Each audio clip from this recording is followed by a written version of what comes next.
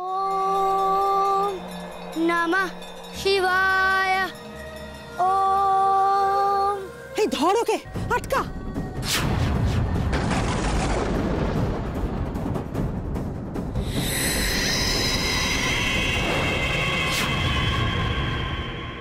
তুই কিন্তু ভগবান অন্য কারোর কাছে, সবার আগে তুই আমার সন্তান, আমার রক্ত। তোর উপর কিন্তু কারোর কোনো অধিকার নেই লোকনাথ।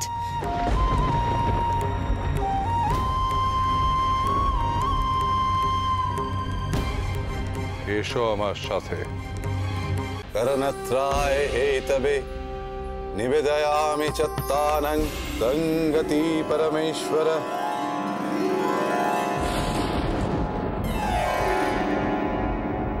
আরে এ তো রুদ্রাক্ষের মালা। এই মালা আমার গলাতে কোথা থেকে এলো? তুমি কিছু একটা করো না, যাতে জমিদার মশাইদের সব কষ্ট দূর হয়ে যায়। এত ভালো মানুষ হয়েও সবসময় চোখের জল ফেলতে হবে ওদের। তুমি যখন এত করে বলছো, দেখি কি করতে পারি। সন্ধ্যেবেলা একবার নদীর পাড়ে এসো তো। ঠিক আছে। শিবং শঙ্করং শম্ভু নিশানবিদে গলেরুণ্ডমালং তনো সর্বজা। বন্ধু, লোকনাথকে রক্ষা করো। পালা বোধহয় আজ সম্ভব হবে না। আগে ওই আমাদের পালায় যে ছোট নিমাই সাজবে, তার পেট খারাপ। যাত্রা পালা বন্ধ হবে না। তেমন হলে না হয় আমি ছোট নিমাই সাজবো। আমার পালা গান শুনে জমিদার মশাই আমাকে এটা দিয়েছে। ধরো।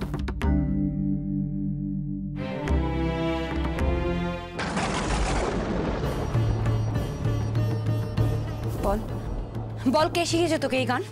বল। অন্নপূর্ণা দিদি আর বিশ্বদাদার বিয়ের কথা বলছি গো। সে তো খুব ভালো কথা। পাকা কথা যতবার হচ্ছে, কোনো না কোনো কারণে বিয়েটা ভেস্তে যাচ্ছে। কেন? বিশ্বদাদা আর অন্নপূর্ণা দিদি দুজনেই তো মাঙ্গলিক। মাঙ্গলিক ছেলে মেয়েদের নাকি সহজে বিয়ে হয় না।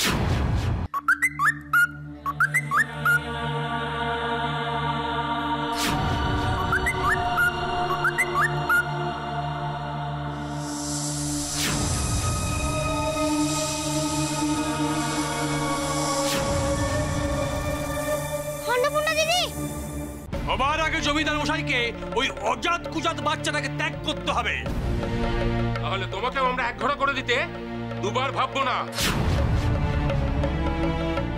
এক্ষুনি আমাদের সঙ্গে এসো, আমরা তোমাকে জমিদারের কাছে নিয়ে যাব। দাঁড়াও।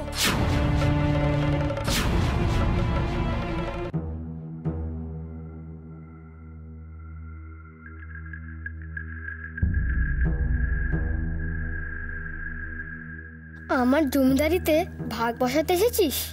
দাঁড়া, দেখাচ্ছি মজা। তোমার চিরকালের অভ্যেস, সেই কারণেই তুমি লোকনাথের সম্পর্কে এমন মন্তব্য করতে পারো। আসলে কি জানো মাধবী, তোমার মনটা এখনো পরিষ্কার নয়, কুরুচিতে ভরা, এবং সেটা তোমার ব্যবহারেই প্রকাশ পাচ্ছে।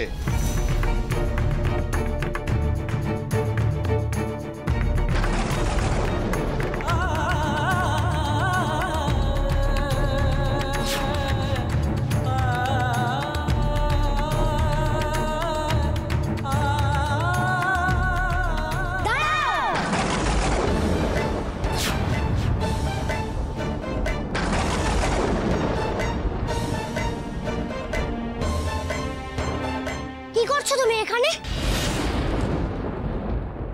উফ, ওকে হাত গুনতে পারে?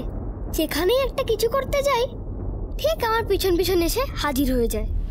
চুপ করে থেকো না মাধবী, উত্তর দাও। এমন কথা তোমার মনে আসলো কেন?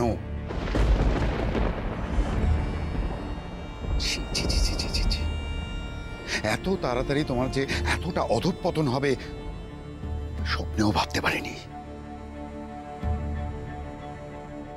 এর আগেও তোমাকে আমি অনেকবার সাবধান করেছি। আজ আমি তোমাকে শেষবারের মতো সাবধান করছি মাধবী। এ বাড়িতে লোকনাথের সম্পর্কে কোন রকম সমালোচনা কারোর মুখ দিয়ে আমি শুনতে চাই না।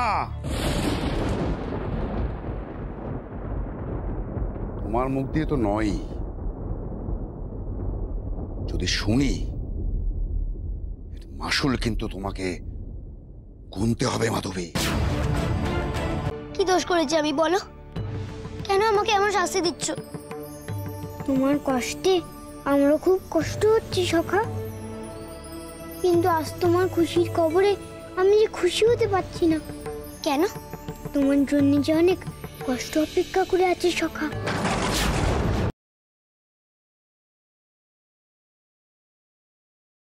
প্রমাণ নিয়ে বাড়ি ঢুকবো না, যে সততা সমস্ত অভিনয়। তবে একটা কথা আমি বলে দিলাম, প্রমাণ নিয়ে আসুক বা না নিয়ে আসুক, আমি কিন্তু ওই বাড়িতে ওকে ঢুকতে দেব না। আমিও আর এ বাড়িতে থাকবো না।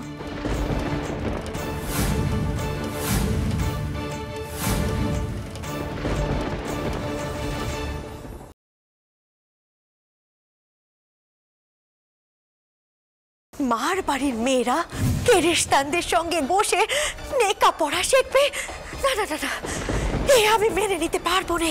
একখানা কথা বলতে বাধ্য হচ্ছে, মেয়েরা মায়ের জাত, মেয়েদের মধ্যে শিক্ষার বিস্তার করা অত্যন্ত প্রয়োজন। বাবা ঈশ্বর, তুমি এসছো বাবা।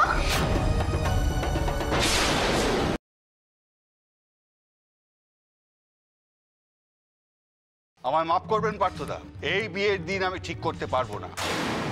আপনি পরিষ্কার করে বলবেন কি হয়েছে? আজ 2 পুরুষ ধরে আপনারা আমাদের যজমান, সেই অধিকার থেকে বলছি এই মেয়ের সঙ্গে অখিলেশের বিয়ে হলে অখিলেশ সুখী হবে না, পরিবারে বিপর্যয় নেমে আসবে।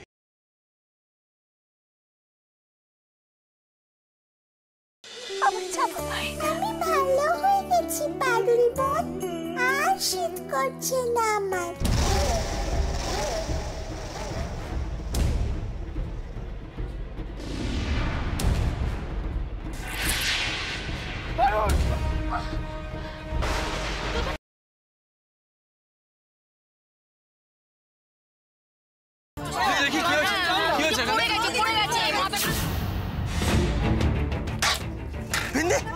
মিন্দি কি হয়েছে তোমার? আরে আপনারা কেউ জল আনুন। মিন্দি, ছোট বৌদি গাড়িতে ওঠো তাড়াতাড়ি। আমি ওদিক দিয়ে উঠছি।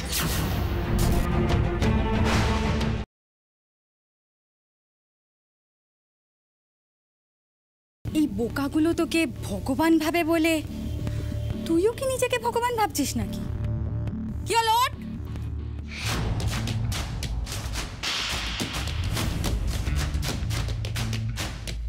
এই চ, কোথায় বকুল? প্রিন্সিপালের অফিস।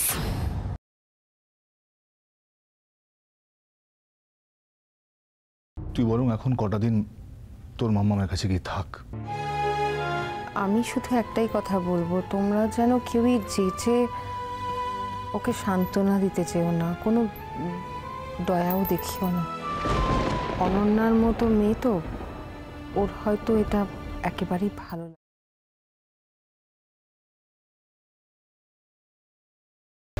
চন্দনা আমার জীবনে আসার পর থেকে তুমি বারবার বলেছো যে আমি নাকি চন্দনার হয়ে কথা বলি। আমি যা বলছি সেটা তোর ভালোর জন্য। কোনো ভালো কি হচ্ছে মা? তুমি নিজে বলো তো আমাকে, আজকে তুমি আমার মা হয়ে আমার দরজায় তুমি লাথি মারছো।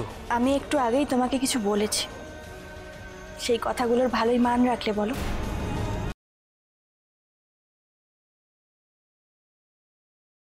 তুমি শুধু আমাকে এইটুকু বলো যে প্ল্যানটা কি করেছিল বলি, তুমি কি জানো? শুধু কলি নয়, এই প্ল্যানিং এ ছর্দিও আছে।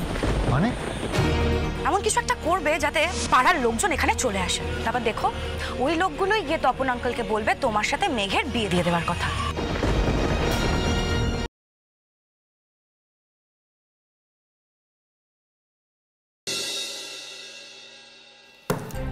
কে আপনি? কি লিখছো? আমি মানে ওই দেখি। না না না না না না না, নেবেন না। কেন?